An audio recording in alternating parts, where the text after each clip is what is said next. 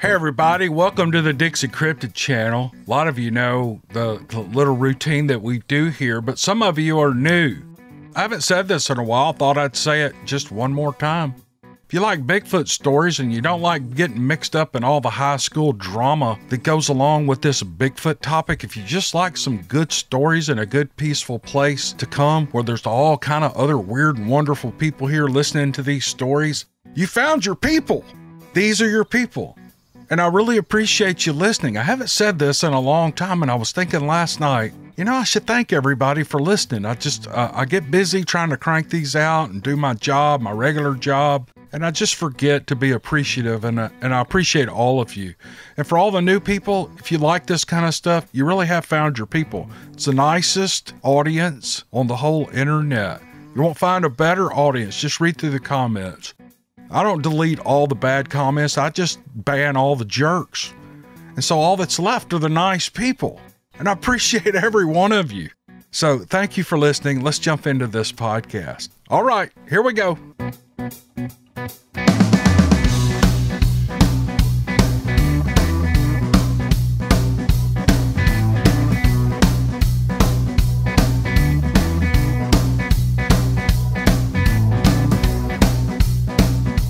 This email is from Stacy, and here's what she writes. I've been watching your YouTube channel. I enjoy hearing the stories of other people's encounters, and it has inspired me to share a few of my own. My name is Stacy, and I grew up in a little holler near the North Carolina-Tennessee border in North Georgia. My childhood home is at the dead end of an old dirt road, 10 miles from town and surrounded by mountain wilderness. At least 300 uninhabited acres wraps around the backside of my parents' property, bordered by mountains, a good-sized creek, and several small springs. The area is home to a variety of wildlife, and several generations of family have lived in this area over the span of decades. Most of the current inhabitants of the neighborhood are my relatives. It's beautiful and peaceful and remote. A good bit of the area is densely forested, with a few old fields near the creek, and largely untouched by man since the 1940s. There are still remnants of a barn and a couple of old farmsteads built in the 1800s, so long unlived in that they never had electricity. Complete with rock and mud-daubed chimneys, they are a testament to the skill of the old natives and mountaineers that settled this area of the Appalachian foothills long ago.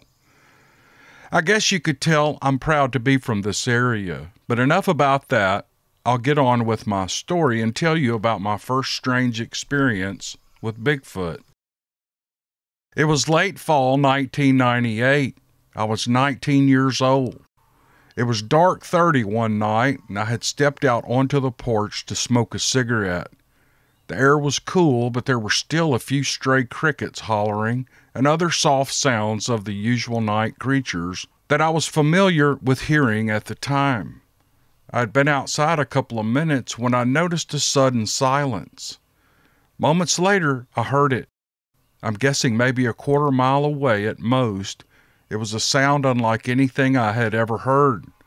It was a low rumbling growl that rose to a deep, loud roar. It sounded almost human, but much too loud and way too deep to be human. In my mind, it sounded both like man and beast, and it made the hair on the back of my neck stand up, and it gave me goosebumps, and it still does when I think about it. It seemed to go on for a good 10 seconds or more before dropping off, and it echoed across the countryside from one of the high ridges south of my parents' place. One thing I could tell for sure, this thing was big, and it was mad. A few seconds after the terrible hollering ended, every animal within a mile in all directions commenced raising all kinds of a ruckus. I thought, what in the hell was that? In my mind, I was running through every type of creature I could think of, trying to figure out exactly what I had just heard. At that time in my life, I didn't really believe in Bigfoot, nor had I given it much thought. But the thought entered my mind that maybe, just maybe, a Bigfoot was what I heard, because nothing else I could think of could make a sound like that. Could that have been a Bigfoot? Do they really exist? I thought to myself. Even though I could tell it wasn't close enough to get me, I still felt really scared and went inside for the rest of the night. And for several nights afterward, I felt nervous going out after dark for a cigarette. Time went on, and for the most part, I forgot about the incident. And 20 years later, just up the road from my parents' house, I had an experience that answered the questions I had in my mind that night all those years ago. At the time, I had a teenager and a toddler, and we all went to visit my parents, as we often did a couple of times a week. We lived in town and very much enjoyed going to their home, not only to spend time with my parents, but to escape the traffic and enjoy being near nature. We'd go on hikes through the woods, fishing at the creek and seeing the many deer, turkey, and whatnot right there in the backyard. This was not one of those days, though. My father and I have never had a good relationship, and he could be pretty cantankerous at times. And this particular evening, he was being rather difficult, to put it mildly, and made a few comments that really stuck in my craw. We loaded up in my old Jeep and we left. It was right about dark. My daughter had fallen asleep in her Nana's lap. She was sleeping peacefully in the car seat when we left out. When we started up the road, my son and I were discussing the evening's events, and I was blowing off a little steam, making quite a speech about what I thought of the situation. I was actually into trying to make a point, so much so that I briefly mentioned what I saw to my left about 30 feet from the road down an embankment. As it was walking up from the woods, I saw the creature and interrupted myself in mid-speech, saying, "And there's a Bigfoot." And I continued on with the speech that I was making as I did a double take. Looking back over my shoulder to the left, I saw the creature step backward and ease behind a tree, turning its upper body as if to hide behind the tree, but I could still see its shoulders sticking out on both sides as it stood, at this point, perfectly still. I slowly turned my head back towards the road in front of me in disbelief, and I finally stopped ranting about the frustrations of the visit. By this time, I was 50 feet past where I had seen the creature and almost back to the paved road. The gravity of what I had just seen began to set in, and at this point, I felt completely stunned. For a split second, I thought about going back to get a better look. But the realization that this thing was not only huge, but it saw me made me push the accelerator harder and haul my tail out of there. It was 8 feet tall and it was 4 feet wide. It had no neck, everything just sloped out at almost a 45-degree angle from the head to the shoulders, but no indentation where the neck should be. It was muscular like a well-built man, but the arms were a little longer in proportion to the rest of the body. The moon glowed that night and backlit the hairy chest, so I couldn't see its face, but I could very clearly see the silhouette and that it was covered in short, dark fur or hair. It walked upright on 2 legs like a human. Seeing the creature in my distracted moment seemed almost as natural as seeing a deer, a bear, or any other kind of animal. That is, until I really began to process what had just happened, and from that moment on, I still have a hard time believing that I really saw it, even though I saw it plain as day. So that's my encounter with the Bigfoot. This story is true. I saw it. I've never gone into the woods even one time since without thinking about that night and the fact that they're real and they're out there. Thank you for taking the time to read and hear my story. I hope you enjoyed it. I don't mind you using my first name if you read this on your channel, and I'm grateful for what you do because it gives people like myself who've experienced these creatures a chance to share the truth of their experience with others. And she signs off sincerely, Stacy. I don't know. I can just see her riding. She's ranting about her dad. I mean, the first encounter, the noise she heard while she was out on the porch having a smoke is one thing. And the last podcast I did, it was mainly all sounds. It was terrifying sounds that actually changed people's lives. So the noises that these people hear that have these encounters is life-changing. And then several years later, from the time she was 19 till I'm assuming she's in her 30s or whatever, I don't know. She had a teenager, so, that's at least 13 or 14 years later. So you add that to 19, and that pushes her between 30 and 40, if I can add right. She's riding down the road ranting about her dad. And there's a Bigfoot standing there, and she just keeps on, oh, there's a Bigfoot. And then she keeps ranting to her son or daughter about her dad until it finally clicks. Oh my gosh, that was a Bigfoot. She stops, turns her head. And I know I'm just recounting the story here, but I love these stories where you can almost see what's happening. And the way she conveyed this was, it's like I was almost there in the back seat watching everything that went on.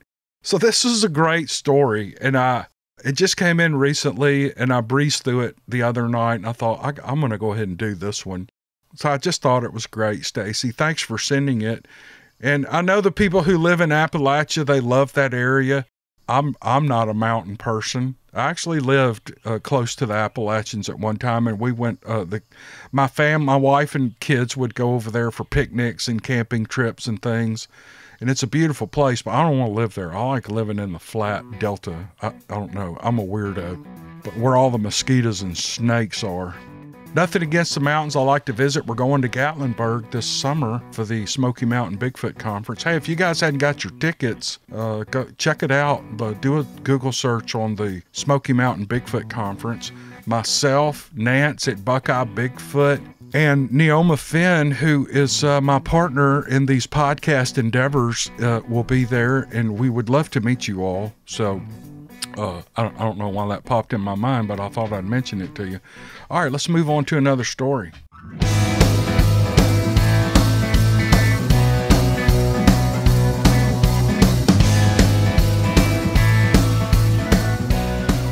Here's an email from Jimmy Ray. Jimmy Ray, and he has 3 encounters. He is from Alabama, and this was really good. I enjoyed reading this thing. I think you guys are going to like it. Here's what he writes.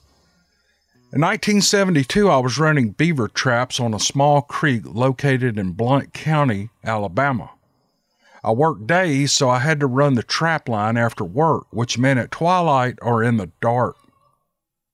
On one particular evening, I had completed running the line and was working my way back to the car along a very steep creek bank.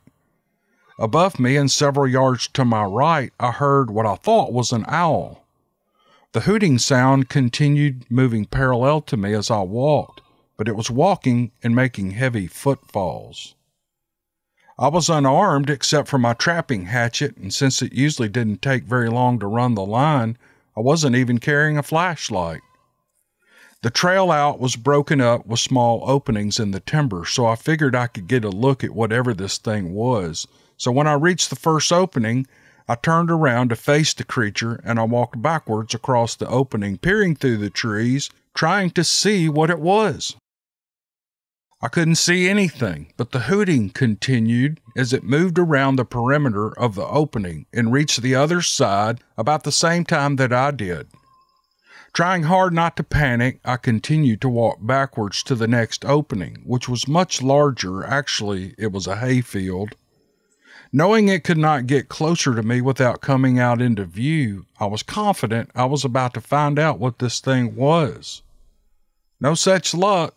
Whatever it was came to the edge of the field and continued its vocalizations until I was out of range of hearing it. Knowing I had to return there the next evening, I got a large flashlight and an old military rifle, a Swedish Schmidt Ruben in 7.5 millimeter, but I never saw or heard it again. The story is 100% true and is only one of several encounters I've had over the years. The next encounter was in the summer of 1974 in Blount County, Alabama. My cousin and I worked the night shift at different companies and had plans for a weekend campout. We chose the creek that I had been trapping beaver on the previous winter because of the abundance of beaver that we had planned to hunt. We got a late start that Friday night, and it was way after dark getting into the woods. We had to push through the cane brake to get up to the spot where we planned to camp and get set up, and we got there about 11 p.m. Everything was great except for the mosquitoes, that's an Alabama staple, until about 2 a.m. Something was throwing rocks into the creek just out of the glow of the campfire. We both had .22 rifles, but my cousin had tried to get me to bring my .44 Magnum carbine. I had declined because it was heavy. We decided that we wanted to find out what was throwing these rocks. So with only the flashlight, we started moving towards the spot near where the splash of rocks had come from. We came up on an old brush pile when a very deep, menacing growl directed at us came from just the other side of the brush pile. I stopped and turned to say something to my cousin, but he was already halfway back to the campfire with the only light we had, leaving me alone in the dark with whatever was there. Well, I made it back to the fire as quickly as I could, and I asked my cousin why he left me in the dark, and all he would say is, "We should have brought a .44. I told you, we should have brought the .44. The remainder of that very long night was uneventful, but we decided not to press our luck, and we packed up and we left at first light. And here's my third encounter that I had with an unknown creature in the fall of 1974. I had just bought a brand new Remington 700 bolt rifle in .30-06 caliber. The deer season had just opened in Blount County, and I was anxious to try out my new deer rifle. I got an old high school chum to go hunting with me, but he wasn't interested in deer. He carried a .22 automatic rifle. Arriving at our hunting area, we split up. He sat down on the top of a ridge to watch for squirrels while I took to a shallow holler known to be a bedding area for deer. I found a few beds and tree rubs by bucks, so I knew I was in the right spot. Just as in the previous encounter, I heard walking up on the other side of the ridge that my friend was on with me in between. I listened a bit until it started hooting or whooping. I headed back to where my friend was seated, and it kept pace with me, very reminiscent of a previous encounter. I joined my friend, and we sat there silently. And then, whatever it was, started down into the holler and coming straight towards us. Without acknowledging the critter, I asked my friend if he was ready to go, and he nodded in the affirmative. We headed for his car that was parked across the old dirt road as the critter began closing the distance faster than we were comfortable with. We still had not said anything to each other about being followed until we got into his car. And then I said, "Did you hear that?" All he said was, "Yep." And we never spoke of it again. And since that time, we have camped in the same area without incident, at least not from any wild animal. There was this carload of drunks one night, though. I have been trying to hold back laughing about that .44 comment. Should have brought the .44. We should have brought the .44. Because that's what I would have been saying. Why didn't you bring your damn big hand cannon, boy? But these are great encounters. I think there's a lot of Bigfoot activity in Alabama, especially North Alabama, up in those hills and in the mountains. It's a beautiful part of the state. They have great fishing and deer hunting. Man, Alabama's an awesome place to deer hunt and really hunt anything. You got Lake Wise and you got Gunnersville and the Tennessee River and big bass. I know several guys that live in that area, and that's all they do. They crappie fish and they bass fish and they deer hunt, and they work as a sideline. That's why them Alabama boys are. But this was a great story, Jimmy Ray. I really appreciate you sending it, and I know everyone enjoyed it. Thanks, buddy. All right, another podcast in the bank. I really appreciate you guys listening this far, and we'll see you on the next podcast. I really appreciate you. See you next time.